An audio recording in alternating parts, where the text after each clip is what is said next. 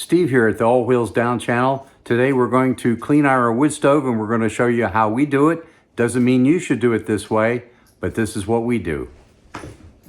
Here's our hipster wood stove. That's the model name. It's not really that hip. But we have a little bend in our pipe here, but we're not going to take the pipe apart to clean it. We have one of these gizmos that you attach to your drill to clean the stove, and we're going to demonstrate that very shortly. Here's what we're using. You can get these on Amazon. It's a cleaning kit with these rods that connect to each other, and you feed them up the stove one at a time with this brush thingy here. And that spins around and cleans out the inside of the stove. It's called drill-powered chimney sweeping brush. And the only thing you'll need besides the kit you get from Amazon is a drill. And plastic. Oh, plastic? And some kind of tape. Right.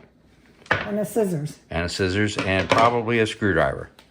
Oh, yeah, if you need to take the back off. Yeah.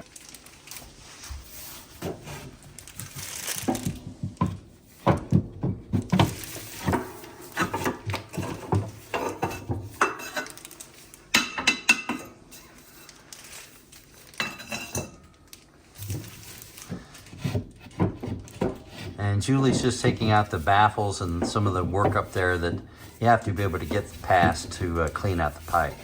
And of course, your stove might be different. They all kind of go together the same way, but a little bit different.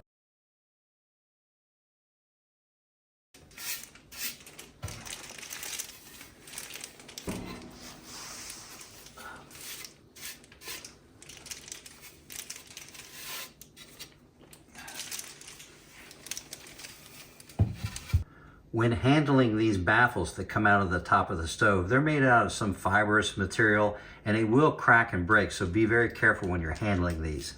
Okay, in taking the baffles out, we experienced a situation where this little rope seal that they have on the diverter handle chamber lid thing here, this closes off for the catalytic converter.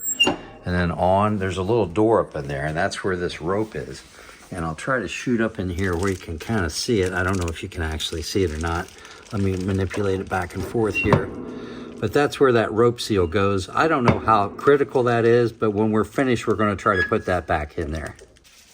On our model, we have a heat shield, and there's a plate on the back of the stove to get the combustion baffle out.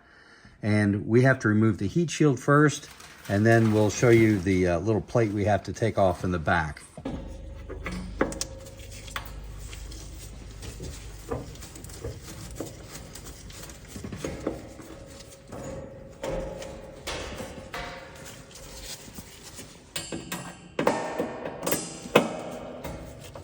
Looks like actually it's just 2 screws that holds that on. How about that? Okay, there's a plate in the back of the stove here where you can gain access to where the combustion chamber is. And I guess they call that like a catalytic converter. So we're going to get a socket and a wrench, and we're going to take those out. Okay, we determined it's a 7/16 inch wrench you'll need for that.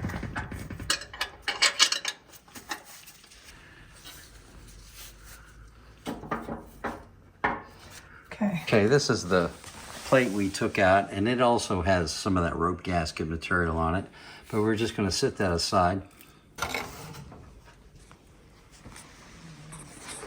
You just want to vacuum or gently brush these off because they are fragile. Don't try to clean out the filaments inside here. You just vacuum it as best you can. See that? Yeah. You just vacuum it. You don't put any pressure on it.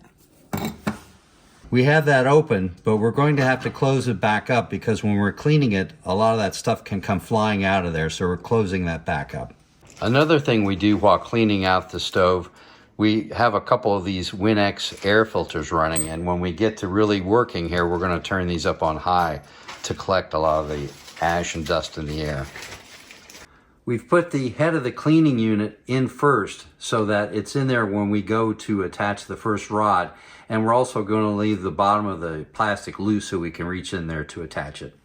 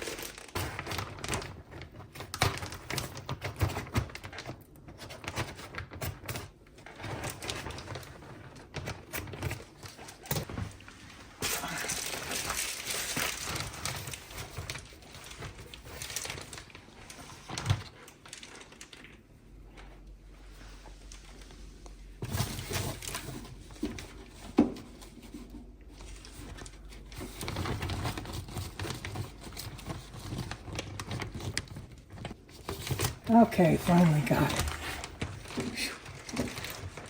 Okay.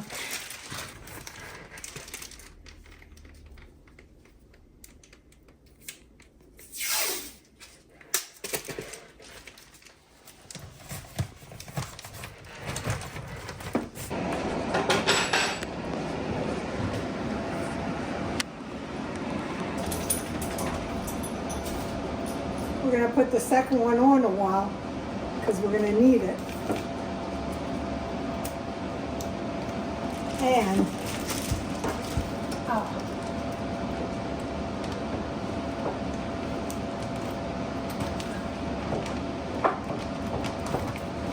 and I'm trying to go up inside the stove.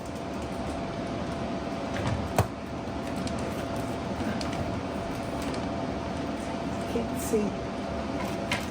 Well, we need to do Oh, there we go. No, we didn't.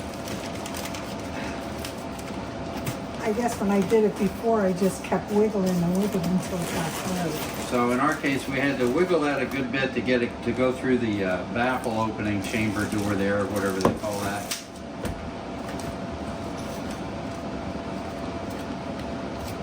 We've retaped, and then we can start the cleaning.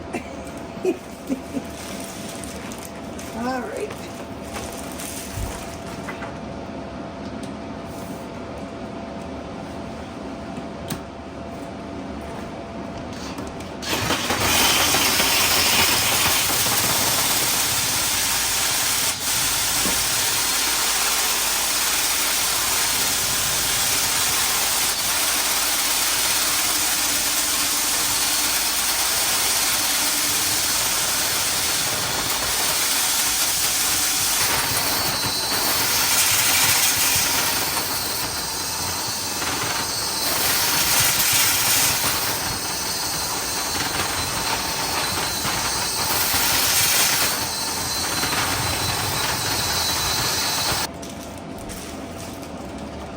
It comes with this little tool that you just poke in there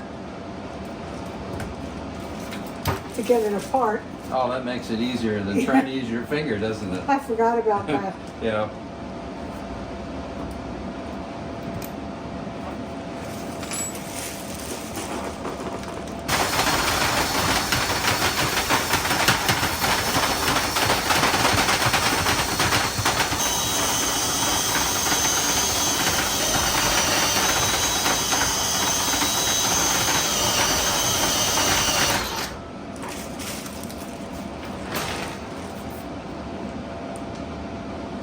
I'm guessing this is the last one.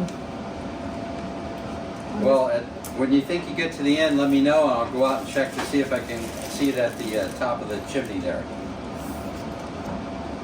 Yeah, because it feels like it's hitting something. That's all we need to do now. It's all the way at the top. We're just going to reverse and come back down.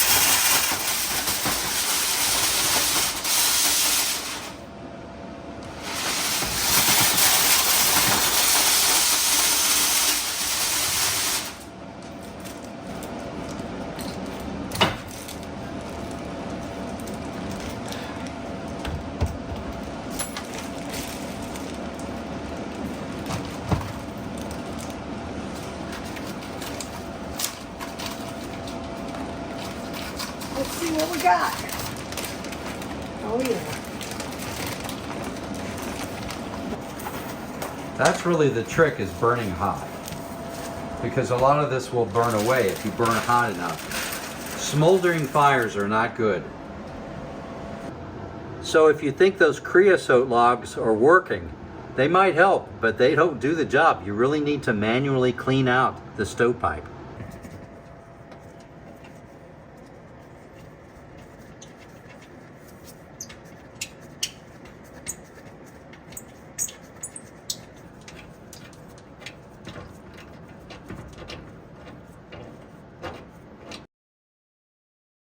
Here you can see in the top of the stove, there's quite a bit of creosote and ash that we got out of the pipe.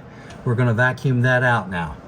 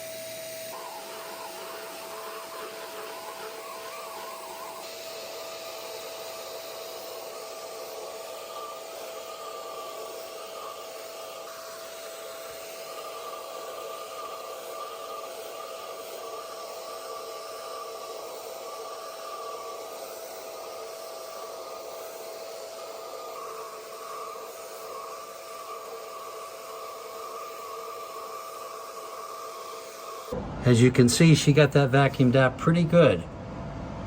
I don't know if you can tell, it's kind of hard to hold the camera here.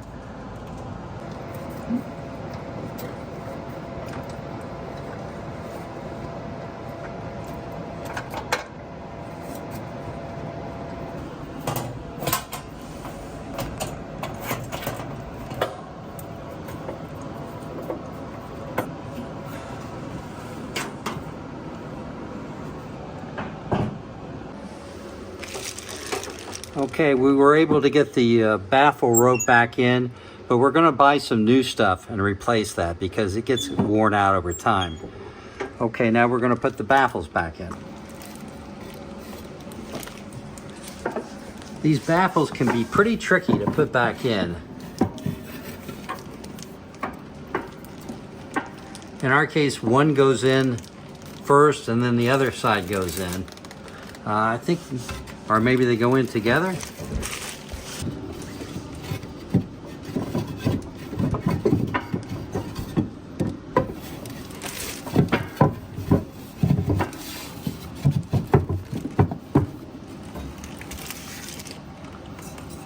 Did you see it?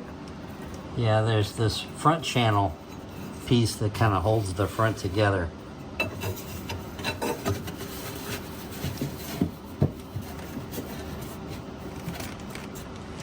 That just shows you, we know they're fragile, but still, you know, you might knock a little piece of it off. It's not a big deal, but try not to do what we did. Okay. The baffle's all back in. It's all cleaned up. We're just about done. So now our wood stove is all cleaned up and ready for a new season. As always, thanks for watching, and remember to keep all wheels down. That means don't flip your truck over.